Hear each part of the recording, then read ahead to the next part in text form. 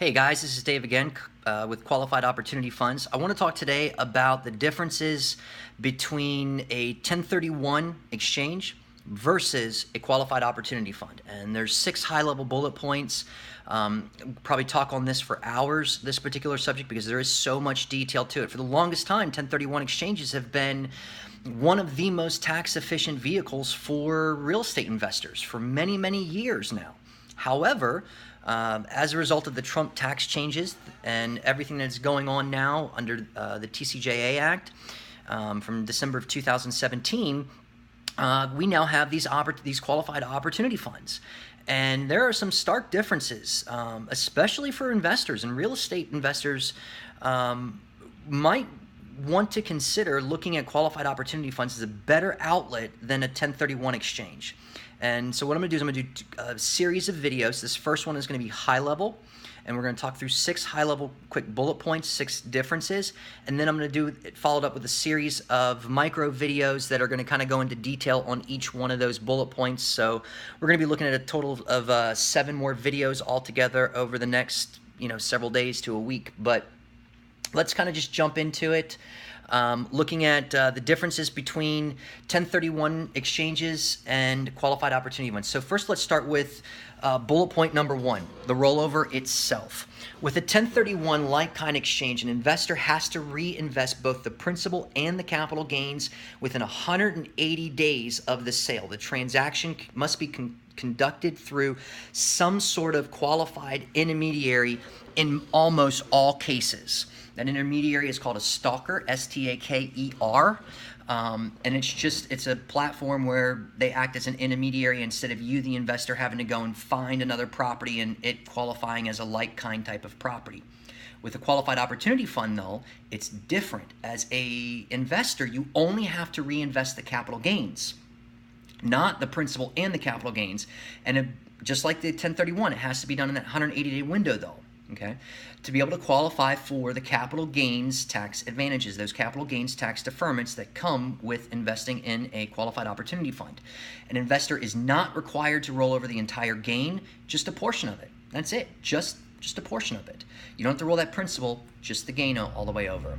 And no intermediary is required, which means that if you're falling in that 180-day window and you're at day 179, you can invest today and be safe for tomorrow. Once you hit that 181st day, though, you've lost it, not only with your 1031, but you've also lost the tax advantages through qualified opportunity fund. All right, bullet point number 2, the qualified asset itself. With a 1031, only real estate qualifies for a 1031 exchange. With qualified opportunity funds, capital gains from sales of real estate or any other investment. That's the key word, any other investment. Stocks, mutual funds, bonds, cryptocurrency, other real estate property. All of that qualifies for the opportunity fund to be able to take advantage of the tax savings. Okay. Investment structure. With a 1031 like-kind exchange, or 1031A exchanges they're also known as, they're designed for single asset swaps. They're not necessarily designed in functionality for multi-unit family homes or anything else like that. When you start getting into the multi-units with 1031s, you're going to incur higher costs, fees, and a lot more just generalized inflexibility on what you can and can't do, and what that kind of plays out with. With qualified opportunity funds, it's completely different.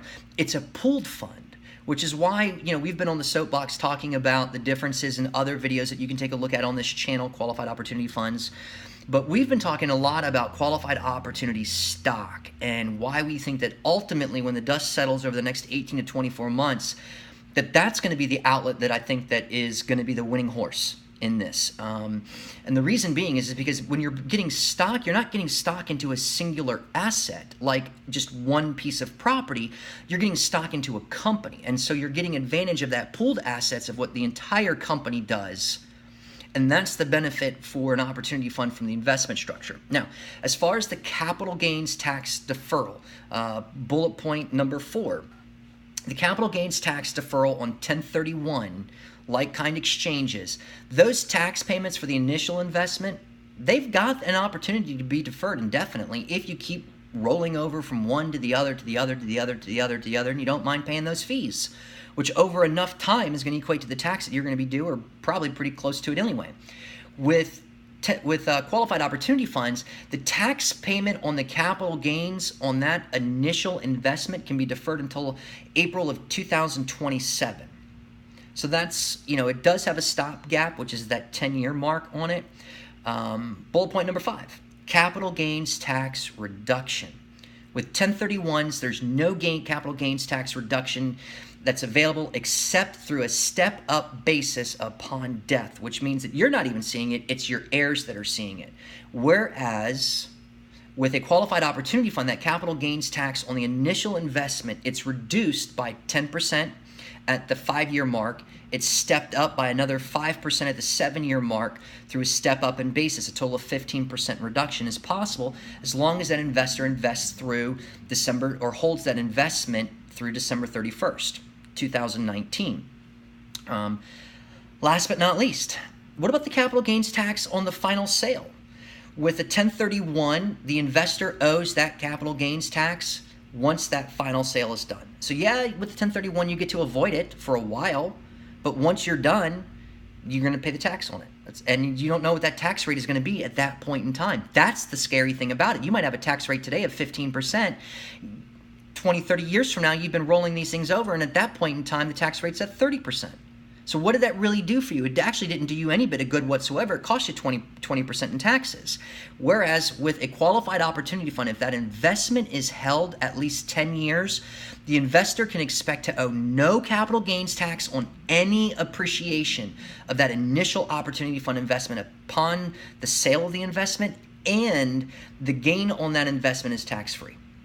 Which means that between your step-up in basis and the investment vehicle itself acting as an investment vehicle, earning you a investment rate of return, both the deferred tax and that at the 10-year mark, the gain on the investment vehicle, both of those are tax-free.